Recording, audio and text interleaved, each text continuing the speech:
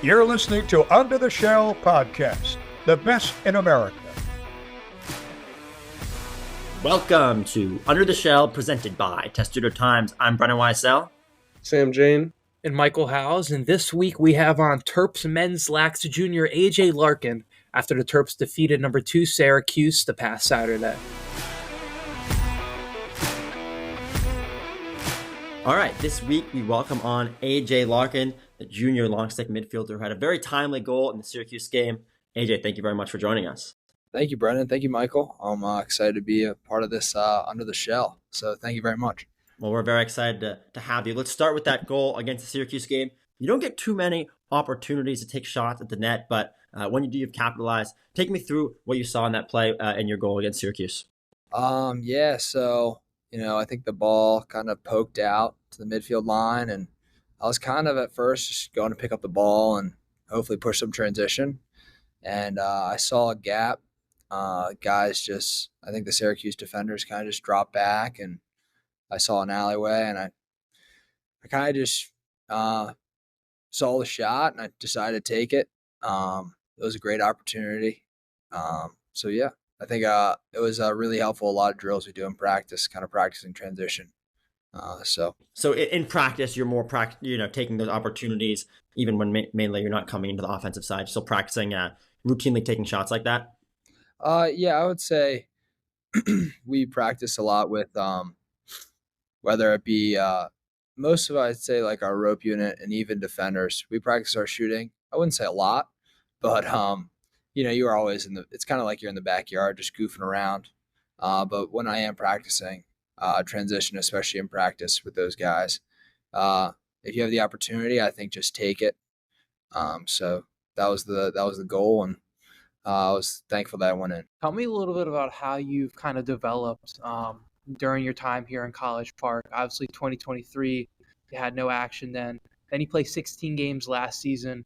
Now you're one of the older leaders on this team. Kind of how have you grown and developed, not only as a player, but also a leader for this Terps team? Yeah, so I think coming into college, you never really know what to expect, especially when you come to a great program like Maryland. It's just this place means a lot to so many different people. And, coming in as a freshman, I didn't really know it was going to go down. I got to, especially the last 2 years, I got to learn from obviously older guy J-Mac, who's still on the team now, but guys like Ajax Apatello, Brett Makar, John Geppert, like great long stick defenders and long stick midfielders. So really kind of my freshman year, especially when I decided to redshirt, gave me the opportunity to kind of be a sponge, especially to what they do every day, and just see how they played, and kind of be able to take some of that, implement it to my own game. I think that especially here, our culture at Maryland is, as you know, I think most people know, or you see it all the time when it's related to Maryland lacrosse. It's all about be the best. It's kind of beaten into everybody's heads at this point in a good way, but kind of just getting better every day. Our goal is just get 1% better every single day. Just having that be the best mentality, I think, putting your head down and just working, trying to beat the guy next to you. And I think that's a key part of our culture, which makes us so great, and which helps develop not only you as a player, but, Coach Tillman says it all the time, like he's not trying to make just good players. You're trying to make great people and great leaders as well. So kind of just buying into the system and trusting the process has been something that I've been trying to really take in my own life kind of the past couple of years. Your dad obviously played lacrosse, played at Loyola, and then looked like he kind of played professionally or semi-professionally for a while. Can you kind of talk about what it was like having a dad? Not, I want to hear about growing up, but playing lacrosse after college is a very difficult proposition, right? From my understanding, it's hard to kind of break it and make it in that professional sense. So can you kind of talk about the journey he went on post-college, and what exactly can you do as a lacrosse player to kind of, make enough of a living after college if you want to play professionally? Yeah, so obviously when my dad was playing. So he played at Loyola. He went to Mount St. Mary's his freshman year and then transferred to Loyola University. He played under Coach Cottle and assistant coach Petro at the time. And at the time, I'm almost positive the MLL wasn't a thing yet. So he obviously was friends with a lot of great players he went to Loyola with, a lot of great people. And he made those relationships and got to play on Team Toyota for a little bit, which was kind of like a summer ball team. He made a lot of great relationships with great players at that time as well. And then I think he got the opportunity to play for the Bayhawks for a couple years, which he loved. But I think I can even say this now with knowing a lot of people in the PLL, um, especially when it comes to the money. I think unless you're fully bought in, like some of the really great players, you're not going to make kind of a you're not going to be able to live off the paychecks the PLL give you. They're just not they're not big enough yet. Which not a diss at them. I think they're really doing something special right now, especially with growing the game the way they are. But I think, especially with my time when my dad was in the PL or MLL, he talked about it was all about just how much he loved lacrosse and the relationships he had. And I can even say that for guys like Ajax, Brett, Geppert, Bubba. I go on Higgins, so many older guys that are in the PLL that are Terps.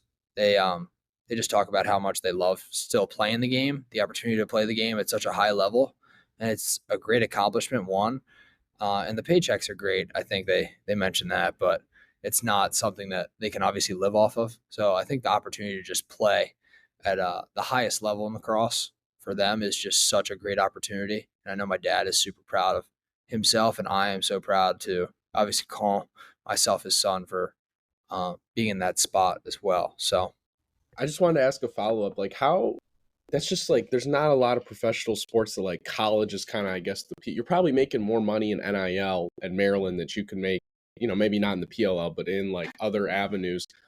Is that like put an emphasis even on like the 4 years you're at playing college lacrosse because there's not that like necessarily that next step that you can kind of last in lacrosse? Do you think that's what kind of makes the NCAA title, the Final Four, those things so special compared to maybe other sports where obviously it's a big deal, but a lot of guys, Cooper Flagg this year, if he wins a national title at Duke, it's not that going to alter the outcome of his career, right? So do you think that not having that next option puts even more of an emphasis on the college level? I would 100% agree. I think that obviously, like, if you get drafted and go to the PLL, like, that is a great accomplishment. But it is not like you're going to the NBA or NFL. You know what I mean? It's just not established. And as established as those, leagues. And that's not, again, like I said before, a diss to them. They're just still growing. And and I love watching the PLL. Like, that's something that I watch all the time. I love watching the guys I played with or guys I've looked up to for a lot of years. But I think, and I know I keep on mentioning these guys, but they even say it when coming back to like hang out with us. Like time flies fast, and it will never be the same. Like, you leave the locker room, and it's just different. You're not on that kind of. You don't have the opportunity to go to class and then go to the locker room and hang out with your guys every day. It's more so you're going to work, and then maybe you fly out a weekend, you get to play, and then you got to fly home. It's not like you're hanging out with the guys every day. And especially on a D1 lacrosse team, I think it's just so important that you build such great relationships and you gel so much and have such great chemistry as a team. You guys go through so much throughout the course of a year. Like last year, so many different parts of adversity that our team faced, and we got as far as we did, and that was such a great opportunity. When we were the last two teams standing, and that still burns. But I look back and I think about great guys like Ajax and Luke and guys like Nick Red that have had such a great impact on my life, and who are now such like great friends of mine that I would never want to give away those relationships. But I think it just makes like, especially making it like to the Final Four, or Big Tens, or the NCAA tournament, that much more special, especially in college for lacrosse.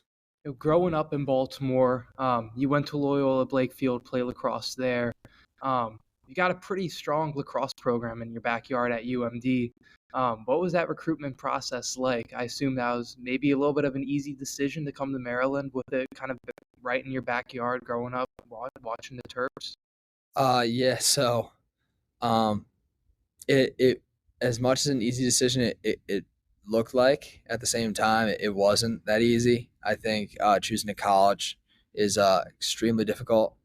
I for a while kind of really didn't ignore Maryland, but was kind of looking elsewhere just because Maryland's Maryland. Like, it's kind of right in my backyard. Like, it's far enough away from home where I can be myself, and I've learned that now because I go here. But I kind of wanted to look at other great programs, see how they were, and the stars aligned in such a great formation, and I visited campus, and I completely loved it. Fell in love as soon as I stepped on campus and had my visit. I was set. I wanted to be a Terp, and it's was one of the best decisions I've ever made. So, Growing up, even before high school, you talked about your dad. What age did you start playing lacrosse? I imagine if your dad was so into the sport, he probably had a stick in your hands, right after you were born. I have pictures of me when I was around like 3 or 4, probably playing like bobblehead lacrosse, which is you kind of wearing like a helmet way too big for your skull, and you don't wear pads, and you just wear gloves, and it's kind of like the kiddie soccer matches where everybody's like in a group, like chasing the ball. That's kind of how it was. And my dad was my coach. It wasn't really too much development. It was just for fun, and kind of as a young age, my dad was my coach as well. So I didn't really get, I think, serious in lacrosse. I played so many sports growing up. I didn't really get like, I always loved lacrosse, but I didn't really think about like, okay, like this is what I want to do until about probably middle school. And then that was when I kind of really put my head down and told myself, like, this is what I love. This is what I want to try to be successful at. And my parents supported me. So, yeah. Very well. You obviously mentioned the Final Four and the national championship game run that you guys had last year. For a bit of the time last season, at least from the outside looking in, it didn't necessarily look like Maryland was going to make it that far. Obviously, a lock to make the tournament for most of the season. But what do you think clicked once the NCAA tournament started, and being able to make that run all the way to face Notre Dame, and especially the domination of the Virginia game? What do you think as a team clicked in those final games? Yeah, I think what clicked mainly for us was just realizing that, like, just earn another week. Like, this could be our last. Like, we have a lot of guys returning this year who were obviously on that team, but last year we lost a lot of the older guys who were like fifth years at the time, who have been playing for a really long time. Guys like Maltz and Jack Brennan, Owen Murphy, Luke, Ajax. So guys that really just loved this program so much, and it kind of clicked at the end of the year. We got really, really close as a team, and we kind of really just put our heads down, and we were thinking like, this could be the last. Like, when we played Princeton, we were like let's earn another week. Like, let's earn another week of us being able to hang out, us being able to be together. And then we go to Duke, we go to Long Island, and that was obviously a great game, great team, generational team, and they we go up there, we're like, let's earn another week. And that weekend we actually had a lot of adversity. We were were driving up there, and our bus broke down driving into Long Island, maybe like on a bridge that was like hundreds of feet over a river, and like we had to take Ubers off the bridge to like get to practice in Long Island. So it was just like adversity, like problem after problem after problem. And we just kind of looked at the bright spot of everything that we were going through, and we just thought about the group that we were in and the people we were with, and we were like, this is it. Like, you just gotta keep on going. Doesn't matter how we do it, just it matters like that we get through it. So I think that was super important. That's funny. I had never heard that story before about the bus breaking down. I mean, getting to Long Island is obviously an adventure always, but kind of a good metaphor for the adversity of the team, as you said. Obviously, you guys are facing Notre Dame in about 2 weeks from now. I assume everybody on the team had that game circled before the season. Guys going down to Atlanta. I assume you kind of mentioned, the team at the end of the season last year kind of was building up and to get to the national championship game, and then obviously lose to Notre Dame. I assume that's a game you guys are really, really looking forward to at this point in the season. Yeah, so I would say, yeah, obviously, I think it is something we're looking forward to. I think really significantly, guys for like Braden Erska and our alumni Ryan Syracuse, even recruit Ollie Skeen, who's down there. Just like Atlanta's such a hotbed, I think, or up and coming hotbed for lacrosse. I think it's really important to grow the game down there. So I think really looking at that before the season, we were like, wow, this is really cool. Being able to have the opportunity to play in Georgia Tech Stadium is going to be awesome. But, right now I think we're just focused on Princeton. I think Saturday night or Sunday, we'll flip the page and we'll start thinking about Notre Dame. They're a really great team, and I'm excited to be able to have the opportunity to play them again. But right now, we're just focused on going up to Princeton in New Jersey this weekend and just playing our game, being Maryland Terrapins, and then we'll flip the page next week. So very well. Makes sense taking it 1 week at a time. AJ, we really appreciate having you on this week, and we look forward to watching you guys the rest of the way.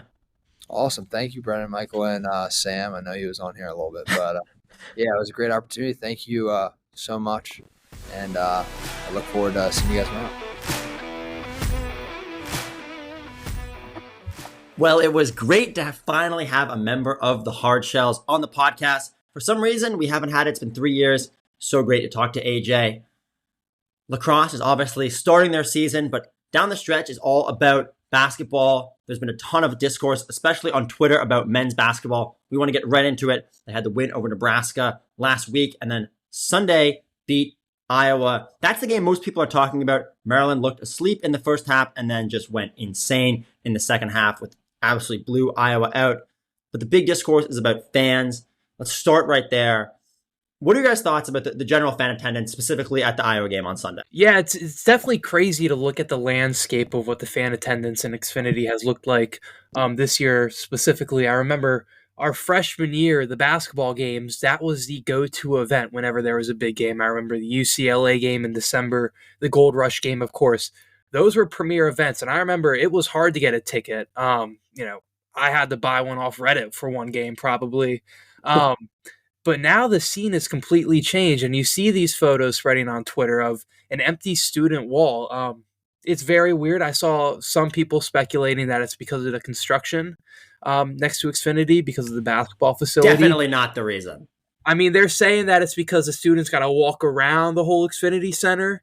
That's, the convenience of it is taken away. It's not exactly a straight shoot from campus. But I have no explanation for it. It is a little confusing, especially seeing how the team is performing this year. I don't know if this is because of their performance last year, and some of the freshmen that were there last year, some of the underclassmen, not too pleased with that performance and just kind of didn't build off that fandom last year. But for me, it's still surprising. Okay, so I kind of have two thoughts. On one hand, I think that, yes, the attendance on Sunday was definitely disappointing. There's no question that, there were a lack of students, particularly, and an announced attendance of around 15,000. Isn't necessarily amazing, but what's really interesting is that announced attendance of 15,000 is actually higher than what Maryland averaged last season. Last year, they averaged around 13,000 fans a game. In 2023, the year Mike's talking about, they averaged around 14,000. Now, those numbers that Maryland released this weekend might be inflated. It's very possible because, their teams inflate their attendance numbers, right? There's no question. But I think that a little bit of the discourse surrounding the attendance is overblown, okay? Maryland is perennially a top 25-ish program, right? You look at their attendance numbers over the past 4 to 5 years, disregard COVID, they've sat right around that number between, 13, 10 to 25. If we think that Maryland basketball is consistently going to pull in more of an attendance draw over regional programs like Indiana, Kentucky, I'm trying to think of some other ones, Michigan State, not a great example of Michigan State, Alabama, Auburn, even these fans where, let's face it, Washington, D.C. and the Maryland area is a professional sports town, right? Maryland is not a big draw here regionally. Xfinity Center is also massive. It's bigger than most NBA stadiums. I think it compares. It might be even slightly bigger than the Washington Wizards home stadium, or slightly smaller. I think it's right on the verge. It's the second largest stadium in the Big Ten. There's only one stadium bigger than it. That's leaves on TV for more swathe of empty seating. All right. I think though that the reactions, the vitriol that's come at Maryland's fans' ways is slightly undeserved, right? It's no question, again, as I said, that Sunday's student attendance wasn't great. But you look at the game against Wisconsin, the arena was completely packed. And you get in a game like that where I believe they announced attendance of around 18,000 people just all packed into one arena. It gets really loud in there. So I think that the kind of belief that Maryland fans aren't supporting this, like the team who's obviously good this year, is an overreaction. And I think that the overreaction of the national media saying Maryland's fan base isn't supportive enough is a little ridiculous. They've slid right in to where they've ranked annually usually. And I think that there's just a complete overreach on one game and one picture. Yeah, I will say it's definitely a bit an overreaction from the Iowa game. But I think the main point is that students didn't show up. And traditionally, students haven't really been an issue for Maryland basketball. It's been the general attendance, like you talked about, other draws in the Maryland area. I mean, I like to point it out. You said, whatever, Maryland's averaging around 14 this year. Cole Fieldhouse was 14.5. I mean, the fact of the matter is, for a reason that I think nobody literally understands, Maryland plays in an arena that is so big, and probably it should not be that big. And I think that definitely leads to some of the pictures that Sam is talking about. The thing that's so weird and that I've always thought about just general Maryland attendance is like football attendance this year wasn't great. And naturally, I would attribute that to the team not being that great. I mean, they won one Big Ten game this year. It's just not a fantastic product. And you can justify why somebody wouldn't want to go to that game when there's other draws around. This basketball team is really, really good. This is probably a better basketball team. In fact, I would say confidently this is a better basketball team than the team that Maryland had 2 years ago. And I would say that the energy in the arena just isn't quite the same. Part of that is probably just when they're playing games and who they're playing and the time of the games, which is, they just don't have that much control over. I just don't quite understand why students didn't show up for the Iowa game. But as you said, it's one very specific game. And I think that the three final games that Maryland plays, because of what happened against Iowa, will probably all be close to sold out, if not sold out. I would guess the Michigan State game will definitely be that way. But it is so weird that this is coming up at this point in the season when the team has been good the entire year. And, there were some games that the stadium was sold out and some games where it was pretty empty. It's hard to know. Maryland also gets completely screwed over by having such a long winter break. I mean, people just can't fill those games. And so that's probably why some of the attendance numbers are even lower than they should be. I did the numbers. According to Maryland's website, which again, the numbers I think might be slightly inflated, but I would have guessed they're going to be around accurate, okay? It's the numbers we have, I mean. In Big Ten home games this season, Maryland's averaging 14,429 fans per game. That would put them right on line with what they did in 2023, slightly above it, which in 2023, they were around literally right at 14,000. And that was, again, 13th nationally. So if you looked at it this season, they've actually increased the attendance. Now, that's in Big Ten home games. I think that if you included some of those games against Canisius and stuff like that, that number would drop for sure.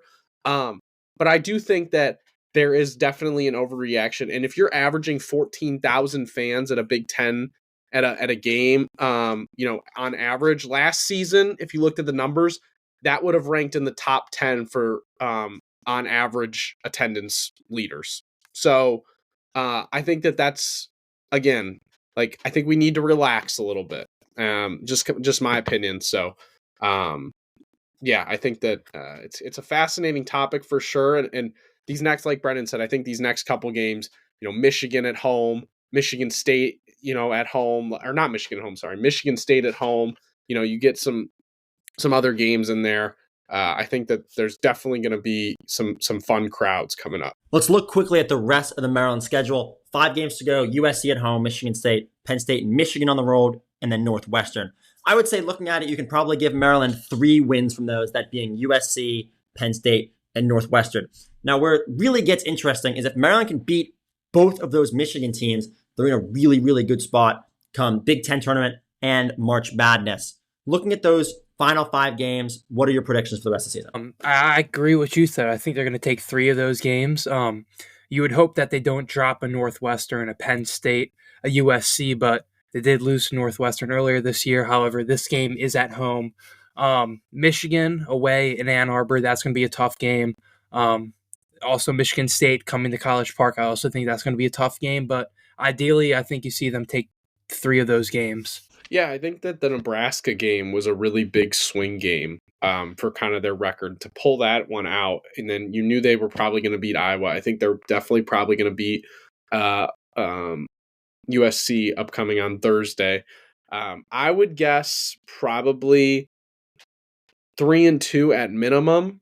4-1 seems possible. I think it might even be a surprise loss. Like, I wouldn't be surprised if they, beat one of the Michigan and Michigan States and then like drop the game to Penn State or Northwestern. I'm not saying that's going to happen, but I just think 4-1 or 3-2 is the most likely. If I had to bet money on it, I'd probably put 4-1.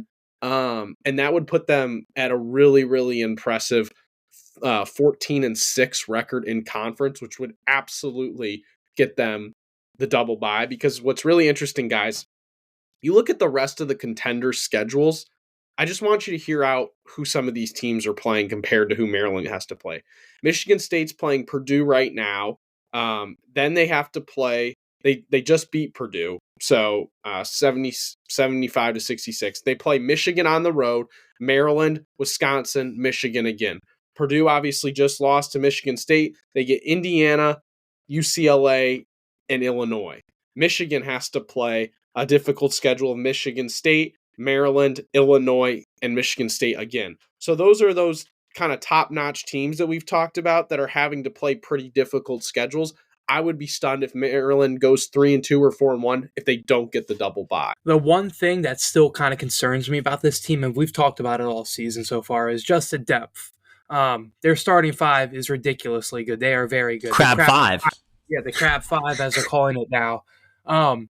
But what happens in March when one of those guys gets in foul trouble? The second a player gets in foul trouble, that could pose some problems for the Terps. Really at that guard spot, too, you don't really have a lot of depth there. You're not going to be able to depend on Jay Young for a lot of minutes at point guard. You saw the Terps run into some issues with that. That game at Ohio State, Gillespie got in a little bit of foul trouble, picked up a couple fouls. Willard sends him to the bench, and in those minutes, Ohio State starts climbing back, and then they eventually win the game. That's a concern. And then you look down low, they have 2 guys in Queen and Juju Reese. Those guys have gotten in foul trouble in the past. I wouldn't put it past them to get into foul trouble in a gritty game in March. So that's definitely still a main concern for me. Yeah, I crunched the numbers today. There's only 2 starting lineups that have been better, 3 starting lineups that have been better than Maryland this season with a minimum of 250 possessions according to Hoop Explorer. Their net rating is ridiculous. It's over 40, which is like uber efficient, basically. Their offensive rating is ridiculous. They're shooting over that group of Gillespie, Rice, Miguel, Queen, and Reese is shooting over 40% from 3. I mean, it is one of, if not the best starting lineup in all of college basketball, other than Duke's probably. And I think that this, I do agree with Mike. I think especially in the NCAA tournament, Queen or Reese picks up 2 quick fouls. Gillespie gets called for 2 quick ones. The NCAA tournament's refs way, way tighter than the Big Ten, right? We always talk about that, how teams in the Big Ten generally struggle because the reffing is way more less physical. That's what scares me. But I think that right now, rotations shrink, man. Like, they don't need 8 or 9 guys, really. The 5 guys they're playing are really freaking good. And as long as Jay Young and Gapari and Geronimo and Harris Smith can just kind of give you like minutes so you stay afloat, I think they're going to be okay. I agree. I mean, what are you saving yourself for? Obviously, there's nothing after the NCAA tournament, and the reffing could concern you a little bit, but at the end of the day, they have enough veteran depth that I would think that wouldn't be the issue. But obviously, the main concern would be Julian Reese and Derek Queen getting into foul trouble. I'll give my prediction for the final 5 games. I really just don't think Maryland's going to lose at home. I know it's funny, we joke about the attendance at Xfinity Center. The players don't seem to care at all because they just win at Xfinity Center in Big Ten play. Pretty much every game when Kevin Willard's had a good team, that's been the case. I think Maryland goes 4-1. Beating Michigan on the road is going to be really tough. The most promising thing about this Maryland team that's happened all year is they haven't gotten blown out in any game, and they've been extremely, extremely competitive in every game. I mean, I think their worst game of the season is probably the Washington game. Really odd, first game on the West Coast, and they haven't looked that way. At least Gillespie hasn't looked that way in, 2 months since that game, month and a half. They've been competitive in every single game, and if you're an opposing team in March, there's no chance you want to face Maryland. Some other Terps basketball news this week. Former head coach Mark Turgeon rumored for the Indiana job. I know Sam and I have a couple of thoughts on that. Sam, I don't know if you want to start. Well, I don't have thoughts. I just want Maryland fans to hear kind of where you're at with, I don't think the Mark Turgeon to Indiana thing's really going to happen. Ann Wright, who I love on Twitter, was kind of bringing it up, and it just kind of sparked a conversation in my head. Michael Howes is a massive Mark Turgeon defender, okay? There's no question about it. He's probably, if Mark Turgeon doesn't have any fans, check on Michael. He's probably dead. I just want you to give the people your thoughts on what it would mean if Mark Turgeon got hired again in the Big Ten. How would you grade that hire for the Hoosiers if this hypothetical situation that probably won't happen does happen? I would give it an A-. Look, a Turgeon-led Maryland basketball team. We shouldn't even let you on the podcast. That's absurd. A Turgeon-led Maryland basketball team never finished under 500 at all. Even in his last season in College Park, when he coached 8 games, resigned, parted ways, however they want to phrase it, he was 5-3 at the time. He was never below 500. He's the only Maryland coach to finish his career with that feat. Kevin Willard, by the way, his second season, he had a losing season. So you can't, 3 seasons in, already kind of down a step against Turgeon. I just think Turgeon had an impossible task when he took over the Maryland basketball program. He was taking over a program and succeeding a coach who won that program's only national championship. At the same time, Willard basically took the core of Turgeon's team in his first year, excluding Jameer Young. I'll give him credit for that. But Hakeem Hart, Juju Reese, Donta Scott, Ian Martinez, those are all Turgeon guys that Willard used in that first year in that second round appearance. And then you got to finish it with the 2020 team. He never got his moment with that team because of COVID-19. They had a lottery pick in Jalen Smith. Aaron Wiggins, who's now balling out for the Thunder. He's a 6th Man of the Year candidate. Cowan leading the charge. Super deep team as well. They had Daryl Morcell, Eric Ayala, Donta Scott, Hakeem Hart, Ricky Lindo. This was probably one of the deepest teams Mark Turgeon ever had. Definitely deeper than any team that Willard's constructed while he's been here at Maryland. They were as high as number 3 in the AP poll, 4-2 against top 25 opponents, got a share of the Big Ten championship. If Indiana did decide to hire Mark Turgeon, they're getting a coach who knows how to win and never did anything except for that when he was at Maryland. I will say there is a reason, despite that incredible season in 2020, which to his fairness, they probably would have done all right in the NCAA tournament, but who knows? Just all right. That team was overrated. I hate Maryland fans love to talk about that team because they never lost in the round of 32. I know, and they weren't that. Look at the numbers, right? Aaron Wiggins, Michael saying 6th Man of the Year.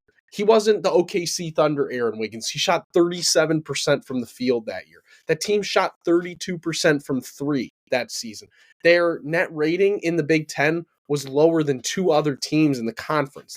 This wasn't the freaking 2021 Duke team we're talking about here, okay?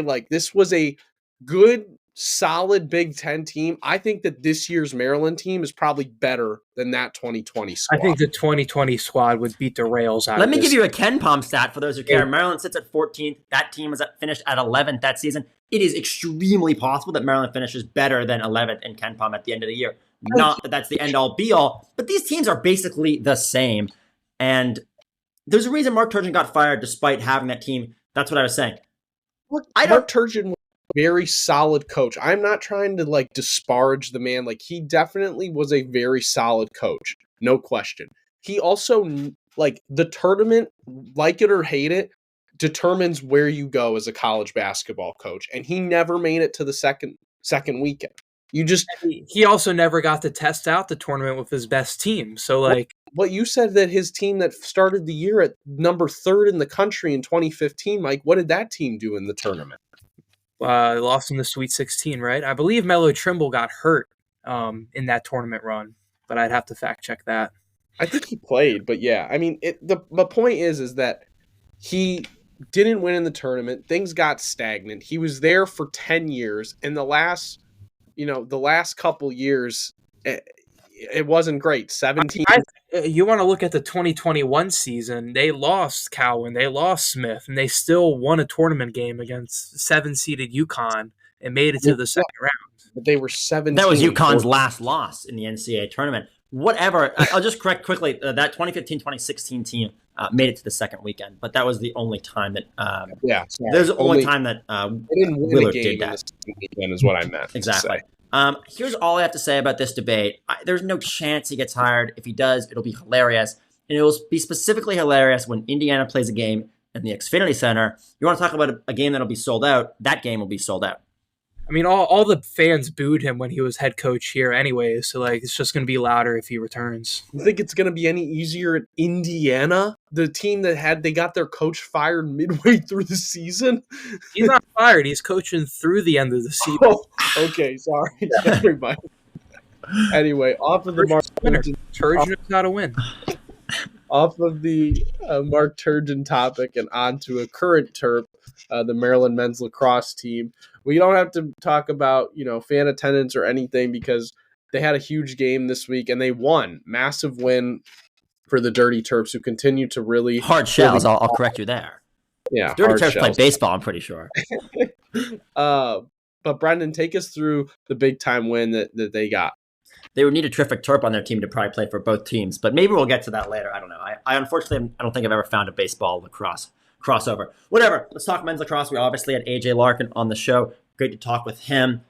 Syracuse game, Maryland looked really good. And as Mike predicted, a very low scoring game. I believe he almost had the score spot on. Maybe it was 1 goal off for Maryland.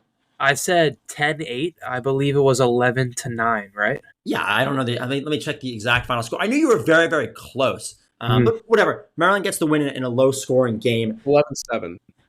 11-7. I mean, as I said, if Maryland was going to win that game, they had to hold Syracuse under 10, and they did it very well. So that's going to be the recipe for this team all season. If Logan McNaney is playing really well, and they're holding, as well as the defense, and holding teams to that 7-goal mark, this offense isn't the greatest offense in Maryland lacrosse history, but it's good enough if the defense is playing that well to probably win every game, except for maybe the Notre Dame game. I mean, if they keep this up, they're going to look very good. They have Princeton coming up this weekend. Princeton's an incredible team as well. They have a ton of offensive returners, and they look great so far in their first game.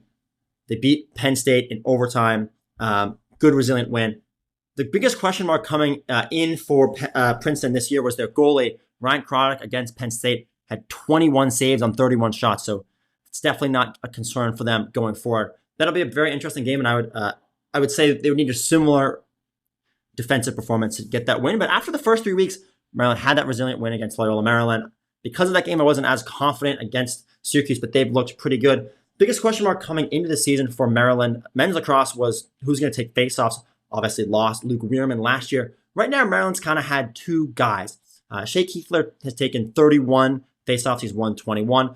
Sean Creeder's taken 28. He's won 14. My guess is Tillman will kind of stay with those 2 guys, but Kiefler will probably win the spot as the season goes on. But it has been kind of interesting to see, those guys pretty much splitting reps, and that's, as of now, the biggest thing to watch as they go forward. None of those guys are as good as Weirman was, but if they continue with their kind of success, especially Kiefler, then they're gonna be pretty good from the faceoff circle and probably not have too much to worry about.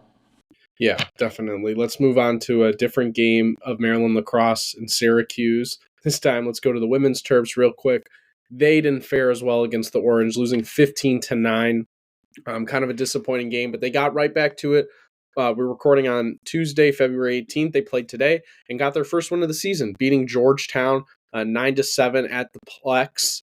And this game was about the freshmen, guys. 4 goals for Maryland's first-year players. Really interesting kind of look at Kathy Reese.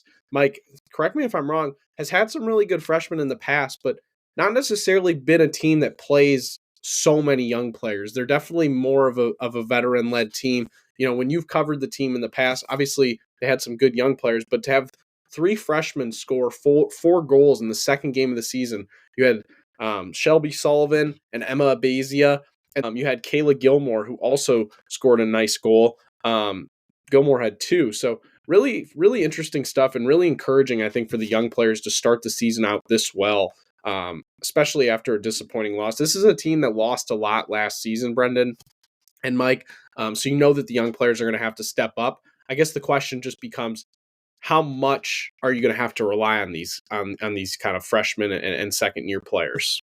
Yeah, it's definitely very promising to see the freshmen stepping up into that role very early on in the season. If you remember last year's senior class for the team, that was the first class under Kathy Reese that did not win a national championship.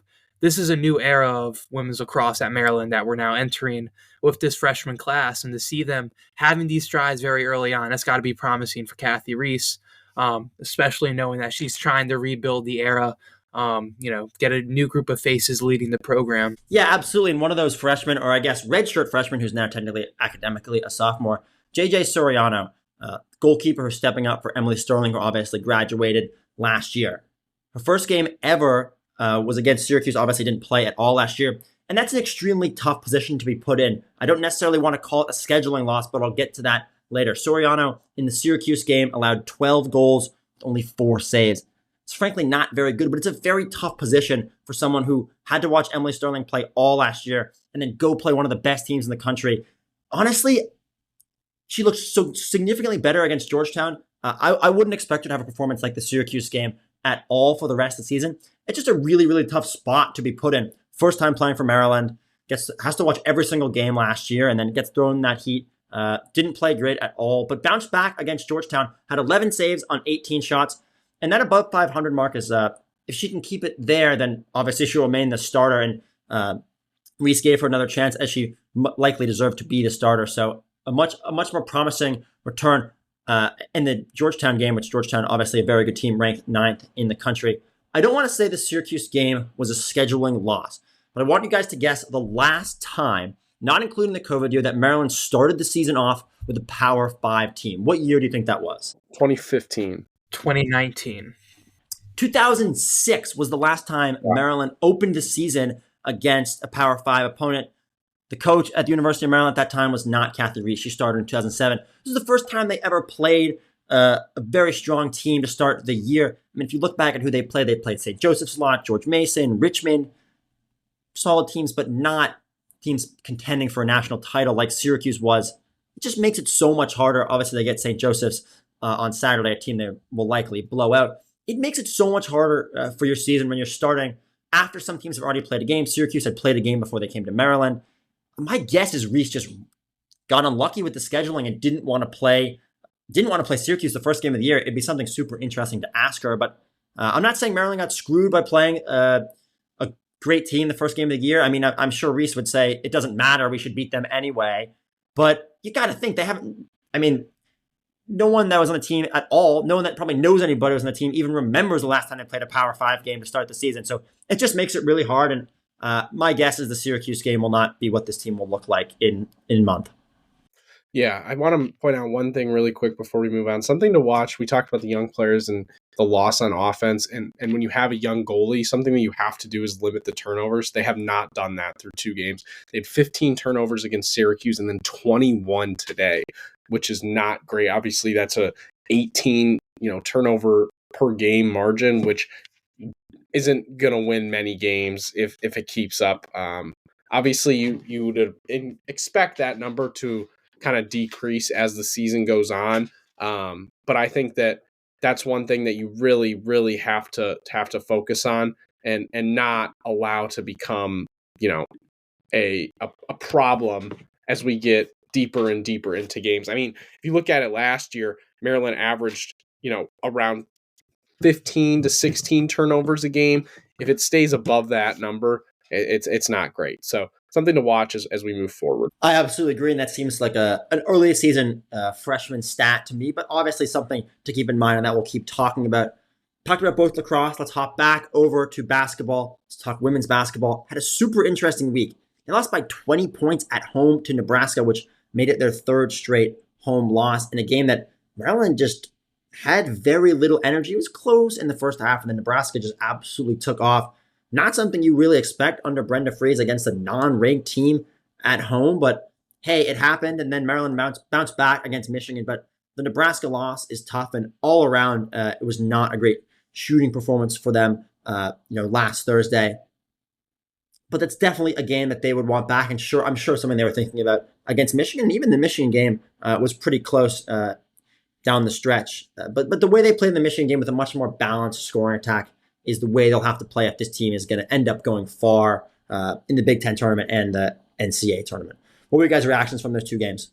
Yeah, that Nebraska loss, that was just a horrible offensive game for the Terps. Everybody except for Sellers had probably their worst possible offensive performance. Even Sellers didn't have the greatest performance in the second half once that game started to get out of reach.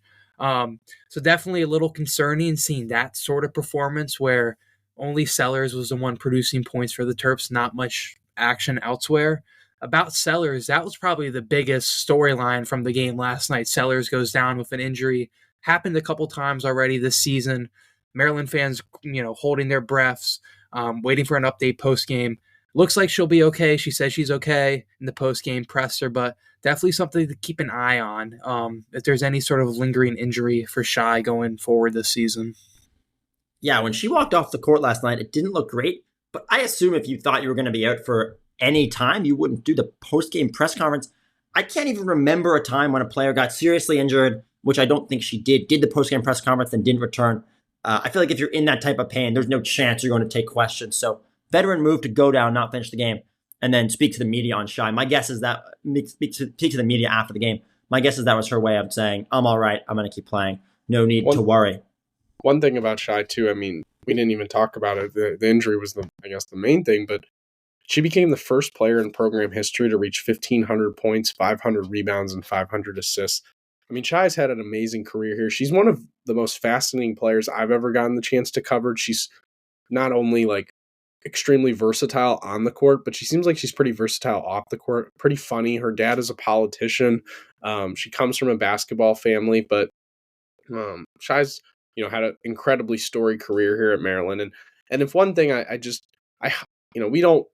we're obviously Maryland students, so we tend to be Maryland supporters per se, but we try to come at it from a objective journalistic point of view. I will say if anybody you want to get a final success story, I think it would be Shy Sellers. She's had an amazing career here.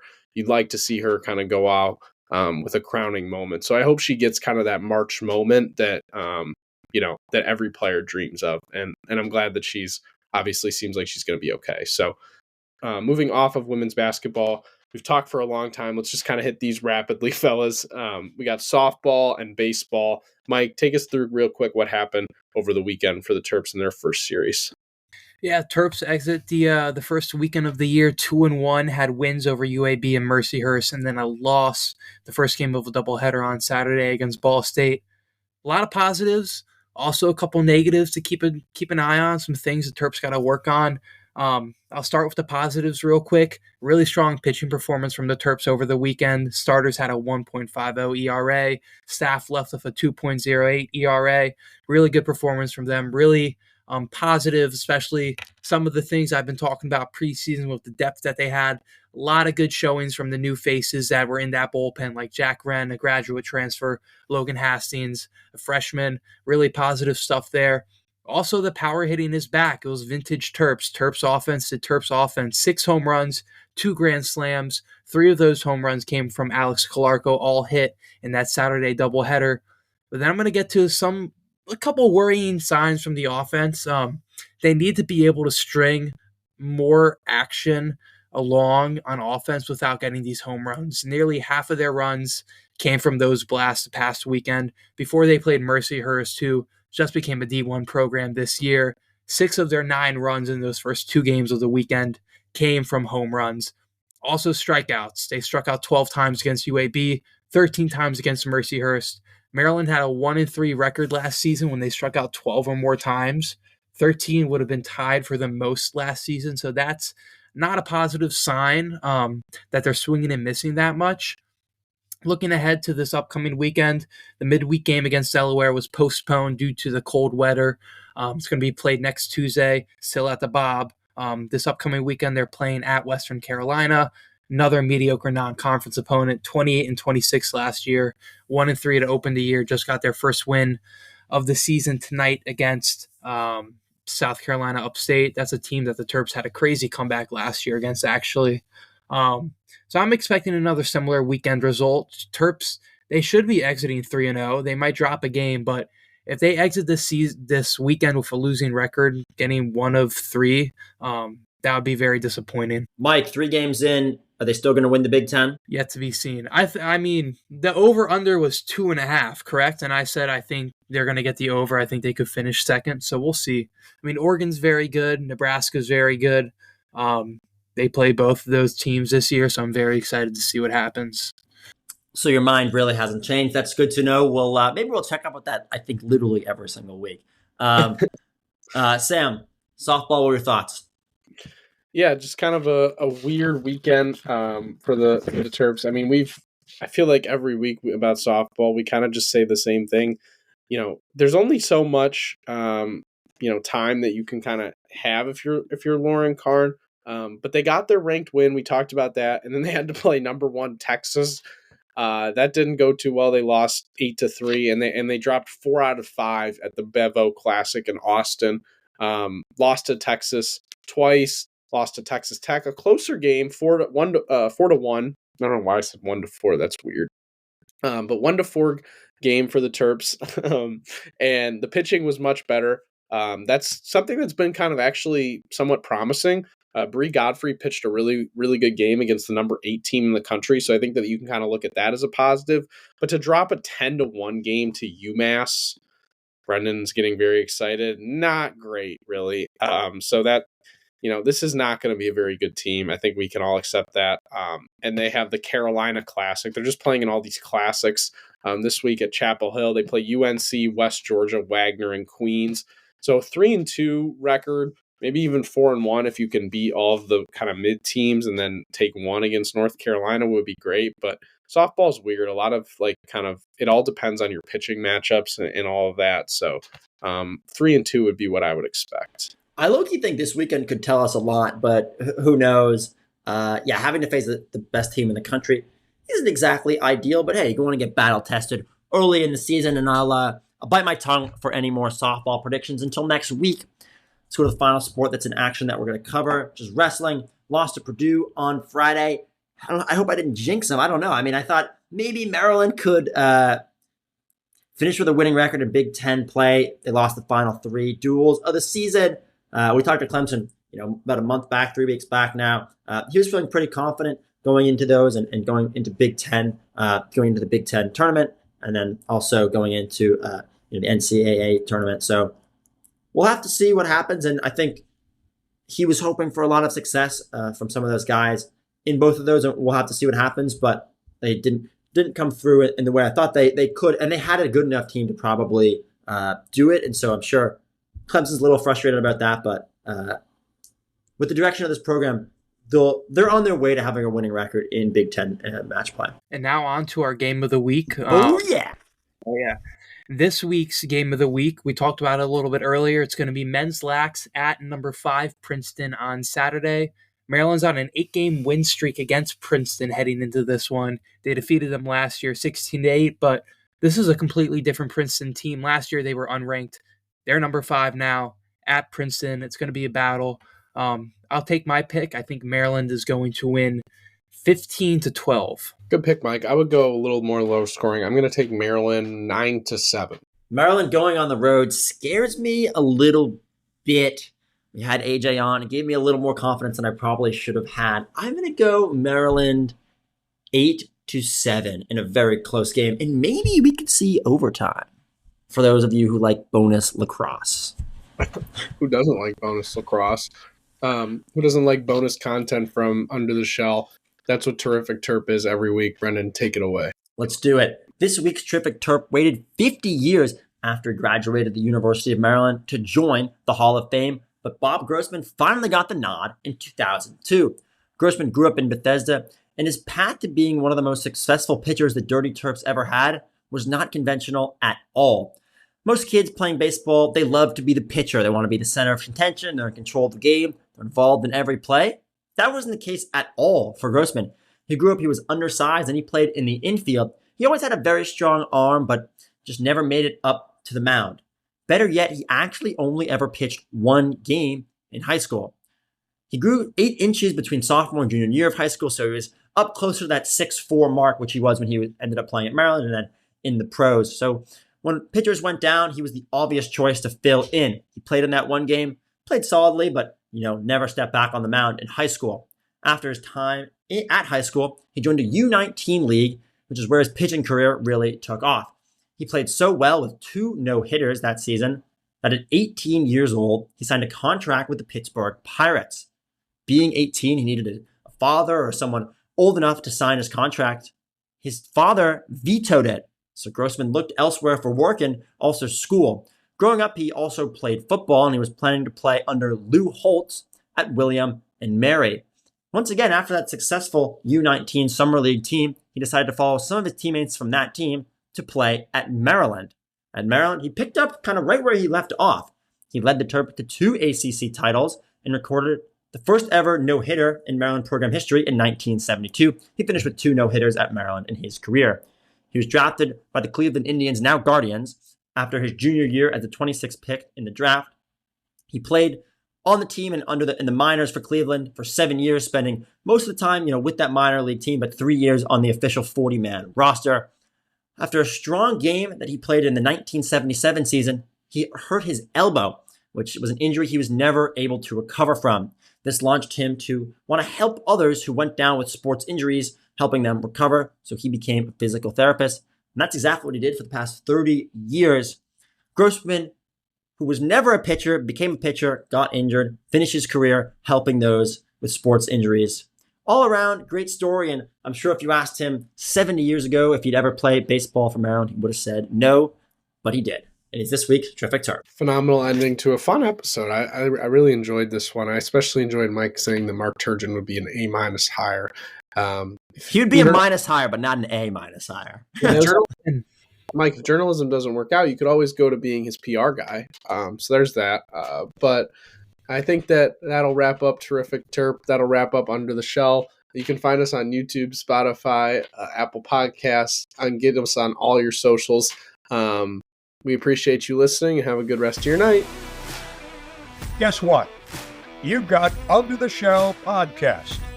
Nobody does it better.